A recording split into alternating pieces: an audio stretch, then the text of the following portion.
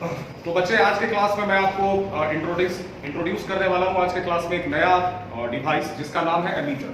ठीक है, एमीटर एक ऐसा डिवाइस है हमारा जो कि हमेशा सर्किट में सीरीज में कनेक्ट किया जाता है। जिस किसी भी रेसिस्टेंस से फ्लो करने वाले करंट को अगर हमें मीजर करना है कि कितना करंट किसी पर्टिकुलर रेसिस्टेंस से फ्लो कर रहा है, तो उस रेसिस्टेंस के सीरीज में हम लोग इसको कनेक्ट करते हैं।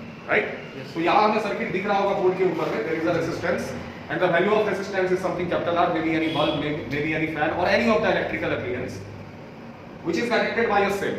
The cell is supplying the current I. और वैसे तो मैंने आपको 10th में पढ़ाया है ओम्स लॉ। अगर मुझे यहाँ बैटरी के पोटेंशियल डिफरेंस की वैल्यू पता हो, रेसिस्टेंस की वैल्यू अगर पता हो, तो using the formula V is equal to IR we can find the magnitude of current.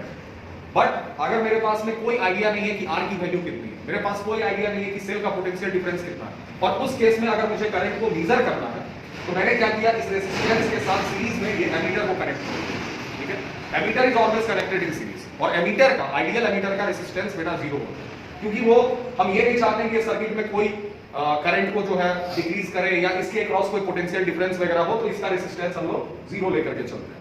Generally होता है, बहुत कम ही होता है, थ्योरेटिकली ये मान करके चलो या आइडियली ये कहो कि आइडियल एमीटर का रेसिस्टेंस 0 होता है, ताकि जो भी करंट इसको मीजर करना वो करंट स्मूथली इससे पास करता है। ठीक है, विदाउट एनी पोटेंशियल ड्रॉप।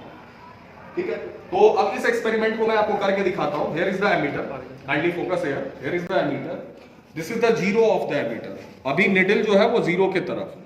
ठीक है, और मैं एमीटर का यूज जो कर रहा हूं इस वायर में फ्लो होने वाले करंट को मीजर करने के लिए, and I have the cell here.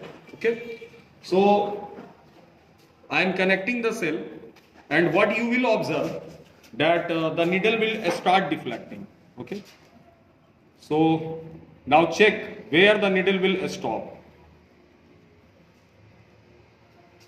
The needle is exactly between 0 and 0.2, यानी कि 0.1 एम्पेयर का करंट इससे पास हो रहा है।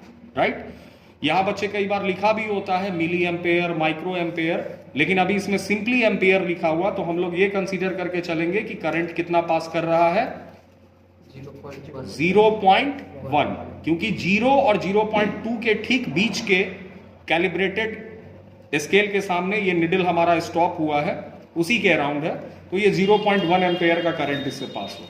तो आपको सीखने के लिए क्या क्या मिला कि एमीटर एक ऐसा डिवाइस है, एमीटर एक ऐसा डिवाइस है जो कि सीरीज में कनेक्ट किया जाता है। इसलिए किया जाता है क्योंकि किसी रेसिस्टेंस से पास होने वाले करंट को अगर हमें मीजर करना है, ठीक है, तो हम एमीटर का यूज करते हैं। अलग अलग कॉन्फ़िगरेशन के एमीटर आते हैं, माइक्रो एमीटर, मिली एमीटर।